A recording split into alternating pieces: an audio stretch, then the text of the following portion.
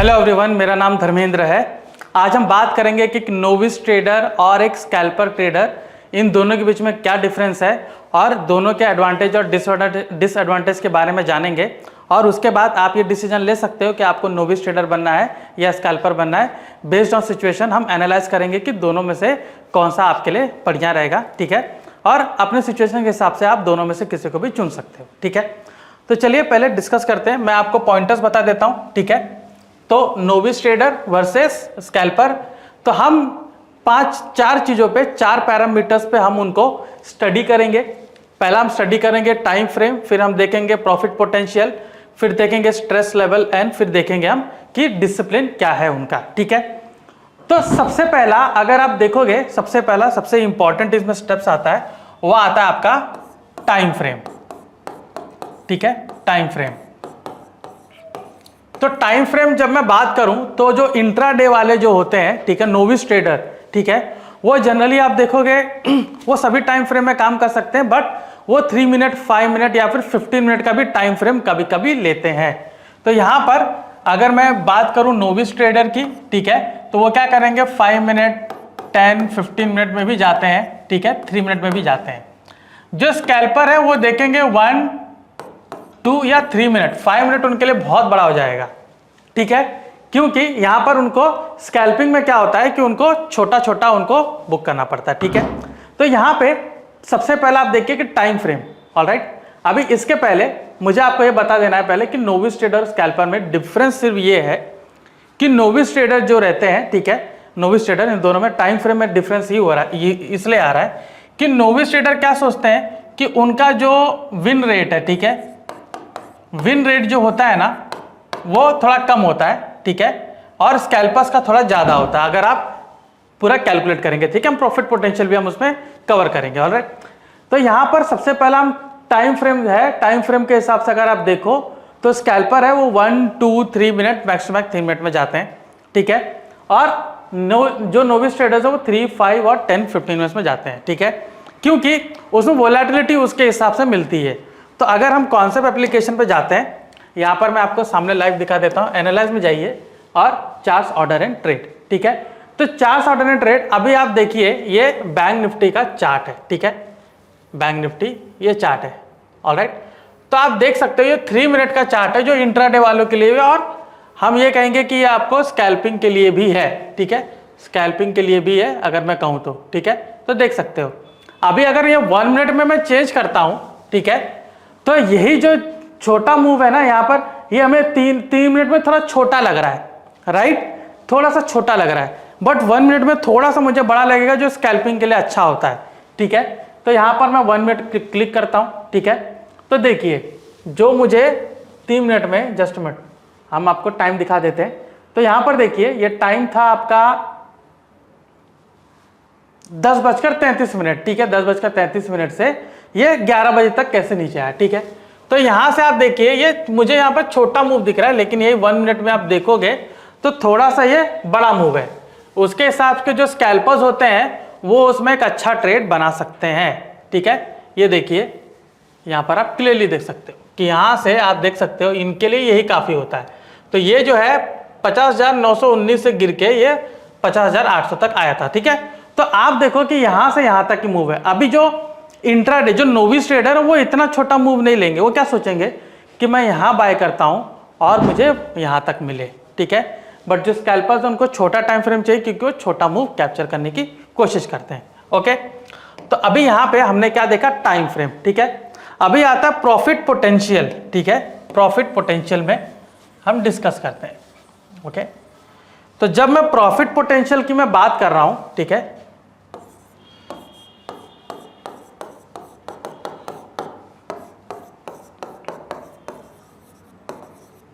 ठीक है।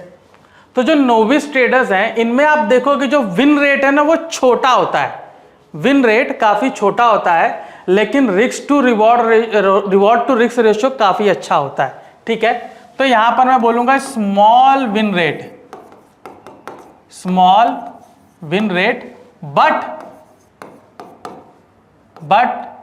Good RR, ठीक है, गुड आरआर। विन रेट इनका छोटा होता है। मान लीजिए जैसे 10 उन्होंने ट्रेड लिया, 10 में से 5, 6, 7 उनका अच्छा हो और बाकी 3, 4 उनका लॉस हो, तो विन रेट थोड़ा छोटा हो गया कंपैरेबली अगर आप देखोगे, ठीक है। लेकिन रिस्क रिवॉर्ड रेशियो जो है वो उनका अच्छा होता है, 1:2, 1:3, 1:4, 1:5 भी होता है। अभी जो 1:5 जो होता है, 1:6 जो बड़ा टारगेट रखते हैं, उसमें आप देखोगे कि जो स्ट्राइक रेशियो वो कम होता है, वो 50%, 60% होता है। मतलब कि ये कि 10 ट्रेड में से 5 या 6 ट्रेड में ही मुझे वो 1:5 या 1:6 वाला टारगेट मिल सकता है, ठीक है, बाकी सब में कम मिलेगा। ओके, तो आप ये देखोगे कि विन रेट उनका कम होता है कंपैरेबली, बट वहां पे रिवॉर्ड टू रिस्क रेशियो उनका काफी अच्छा होता है, ठीक है। अभी आते हैं स्कैल्पर पे, तो विन रेट इनका अच्छा आता है, ठीक है, गुड विन रेट मैं बोलूंगा,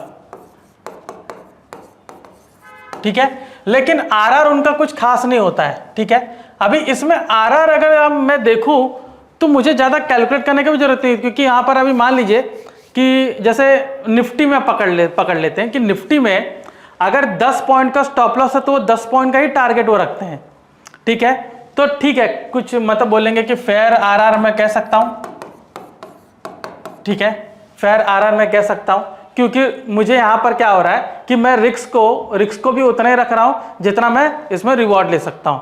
मतलब यहां पर सिंपल है कि जो ऑप्शन में जो मूव है, अगर मैंने 10 पॉइंट का स्टॉप लॉस लिया है तो 10 पॉइंट्स का ही मैं प्रॉफिट रखता हूं, 10 पॉइंट्स का ही प्रॉफिट रखता हूं ताकि मुझे प्रॉफिट मिल जाए, ठीक है। तो अगर मैं चार्ट पे जाता हूं तो ये देखिए कि जैसे मैंने ये 1 मिनट का टाइम फ्रेम लिया है, ओके, तो अभी ये जैसे आप देख सकते हो ये निफ्टी का बैंक निफ्टी है, ठीक है।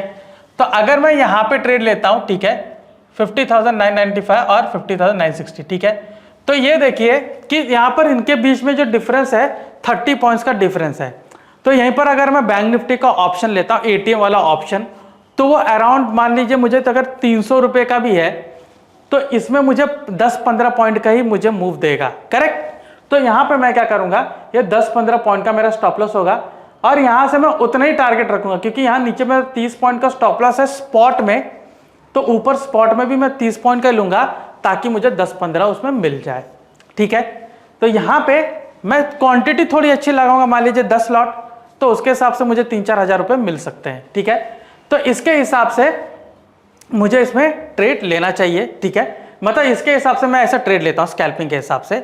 नोविस ट्रेडर क्या करेंगे, वो तो पहली बात 1 मिनट के टाइम फ्रेम में थोड़ा कम रहते हैं, वो 3 मिनट के टाइम फ्रेम में रहेंगे, ठीक है, और वो ट्रेड लेंगे। जैसे मान लीजिए अगर मैंने इसको कोई अच्छे स्पॉट, यहाँ पर देखिए जैसे ये मेरा एक सपोर्ट लेवल था, ठीक है, तो मैं क्या करूंगा, मैं एक स्टॉप लॉस जो है मैं यहाँ रखूंगा, मान लीजिए मैं यहाँ ब्रेकआउट पे बाय करूँ तो मैं यहाँ पर बाय करूंगा, ठीक है, यहाँ पे, और जो स्टॉप लॉस है मैं थोड़ा नीचे ये सपोर्ट के पास रखूंगा।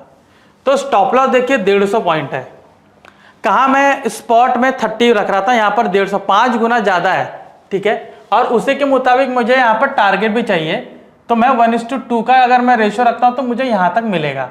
तो मतलब मुझे 300-350 पॉइंट का मूव मुझे चाहिए। यहाँ पर आप क्लियरली देख सकते हो 150 का मेरा स्टॉप लॉस है और यहाँ पर टारगेट मेरा 334 पॉइंट्स है, ठीक है।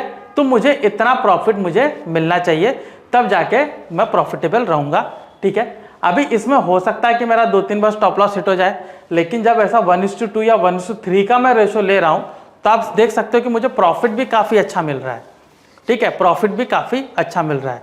तो मैं यहां पर क्या कहूंगा कि प्रॉफिट पोटेंशियल इसके अंदर थोड़ा मैं कहूंगा कि बिग रहते हैं, big in novice, small in scalpers, ठीक है। नोविस वाले ट्रेडर्स को थोड़ा बड़ा प्रॉफिट मिलता है और स्कैल्पर्स को छोटा छोटा प्रॉफिट मिलता है, ठीक है। तो हमने डिस्कस किया प्रॉफिट पोटेंशियल। अभी देखते हैं स्ट्रेस लेवल, ठीक है, stress level, okay, important point है। देखिए अगर आपको इसमें चुनना है तो हमें सारी चीजें हमें देखनी पड़ती है, राइट, क्योंकि ट्रेडिंग जर्नी इतनी आसान नहीं होती है, हमें बहुत सारे वेरियस फैक्टर्स देखने पड़ते हैं। तो यहाँ पर मैं दूसरा ऑप्शन यहाँ पर थर्ड वाला क्या लेवल है, स्ट्रेस लेवल, ठीक है। स्ट्रेस लेवल देखिए अलग अलग स्ट्रेस है, मैं ये नहीं कहूंगा कि किसी में बहुत ज्यादा किसी में कम है, हालांकि स्कैल्पर्स में थोड़ा ज्यादा मिलेगा, ठीक है। रीजन ये है कि स्कैल्पर्स को पूरा दिन बैठना पड़ता है, वो बहुत सारे ट्रेड लेते हैं, ठीक है, बहुत सारे ट्रेड लेते हैं। वहीं पर अगर आप देखोगे जो नोविस ट्रेडर्स होते हैं उनको 1-2 ट्रेड ही चाहिए होता है, and they wait for the whole day, ठीक है, wait for the whole day. तो स्ट्रेस लेवल जो नोविस ट्रेडर में उसमें थोड़ा कम होता है, तो लेस कंपेयर टू स्कैल्पर्स में थोड़ा ज्यादा होता है, ठीक है। अभी इसमें आप देखोगे कि जो स्कैल्पर्स होते हैं इनमें भी आप देखोगे कि मुझे क्या करना पड़ता है, ये देखोगे कि ज़्यादातर बहुत सारा मुझे स्ट्रैटेजी देखनी पड़ती है, क्योंकि स्कैल्पिंग भी इतनी आसान नहीं है कि ठीक है ये पर्टिकुलर स्ट्रैटेजी काम कर रही है, फ्यू सेकेंड्स या फ्यू मिनट्स में मुझे निकलना है तो मैं उसके हिसाब से लूँ। बिकॉज रीज़न यहाँ पर ये होता है कि स्कैल्पर लोग करते हैं ह्यूज क्वांटिटी में, ठीक है। तो अगर 300 रुपये का बैंक निफ्टी का ऑप्शन है तो उसमें मान लीजिए कि मुझे अच्छा प्रॉफिट चाहिए तो मैं 1000 क्वांटिटी लेता हूँ, 900 मतलब उसका एक कैपिंग है, 900 क्वांटिटी में लेता हूँ। तो अगर वहाँ से वो 10 रुपये ऊपर गया तो मुझे 9000 प्रॉफिट मिल जाएगा, लेकिन वहीं पर अगर वो नीचे जाना शुरू करेगा, ठीक है, तो मुझे वहाँ पर 9000 नुकसान भी होगा। और मान लीजिए कुछ मैंने स्कैल्पर वाले जल्दी ऐसे लगाने का भी टाइम नहीं होता कितनी बार, ठीक है, क्योंकि उनको जल्दी निकलना होता है, तो ट्रेड ले लेते हैं, स्टॉप लॉस लगाना भूल जाते हैं, और एक कहीं पर स्पाइक आ गई तो वो जो 9000 प्रॉफिट मिलने वाला था वहां पर उनको 30-40 हज़ार का नुकसान दिखना शुरू होता है, ठीक है। तो स्ट्रेस लेवल स्कैल्पर्स में थोड़ा बड़ा होता है। एक तो n नंबर ऑफ ट्रेड्स लेते हैं, स्टॉप लॉस ज़्यादा, अगर स्टॉप लॉस हिट होने का चांसेस अगर हो जाता है स्पाइक की वजह से वो एक होता है, ठीक है। छोटा छोटा प्रॉफिट बुक करके वो बड़ा प्रॉफिट बनाते हैं।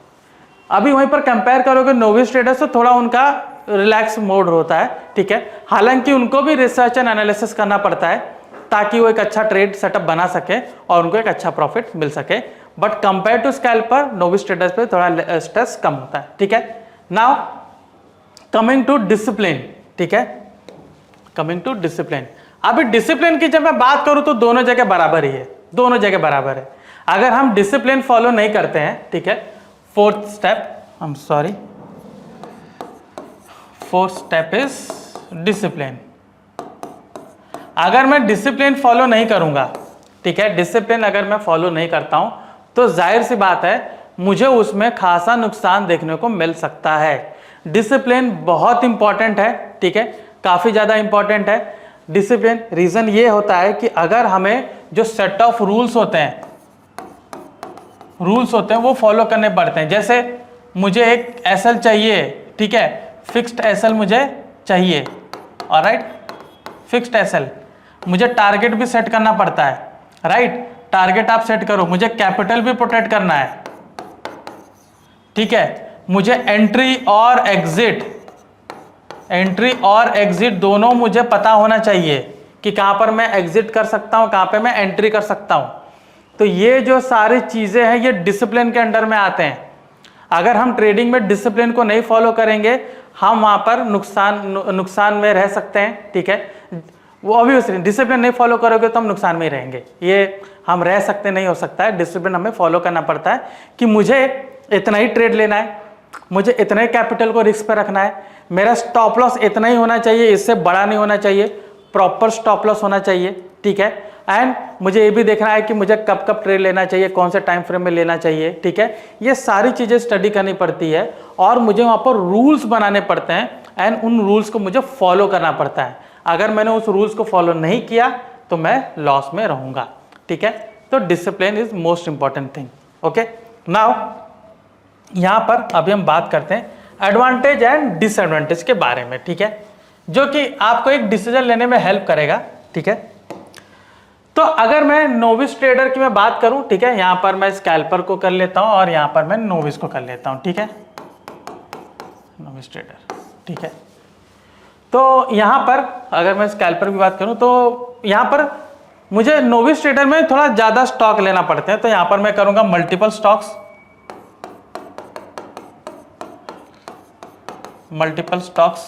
ठीक है।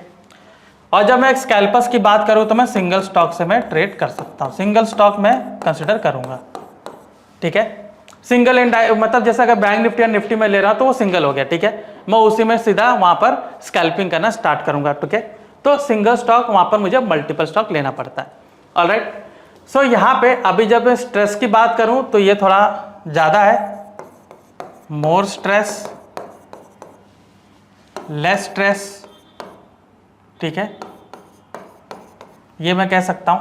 ऑलराइट, अभी यहाँ पे एक और इसमें चीज होती है, ठीक है, कि इसमें दोनों में मान लीजिए कभी कभी क्या होता है कि जो नोविस ट्रेडर्स हैं वो पोजीशन को थोड़ा होल्ड करते हैं, ठीक है, लंबे टाइम के लिए, ठीक है, आई मीन लंबे टाइम के लिए मतलब कल के लिए, ठीक है। तो यहाँ पे जब हम ट्रेड करते हैं तो यहाँ पर आपको ट्रेंड आइडेंटिफिकेशन जरूरी होता है, ट्रेंड आइडेंटिफिकेशन, ठीक है, ठीक है, ट्रेंड आइडेंटिफिकेशन। तो यहाँ पर ये जो स्कैल्पर्स होते हैं इनको ट्रेंड से कुछ लेना देना नहीं होता है, ठीक है। तो यहाँ पर मैं क्या कहूँगा, यहाँ पर अपॉर्चुनिटी में कहूँगा कि जो अपॉर्चुनिटी उनको मिल गई, ठीक है, तो यहाँ पर मैं अपॉर्चुनिस्टिक, यहाँ पर मैं बोलूँगा कि ये अपॉर्चुनिटी, आई एम सॉरी,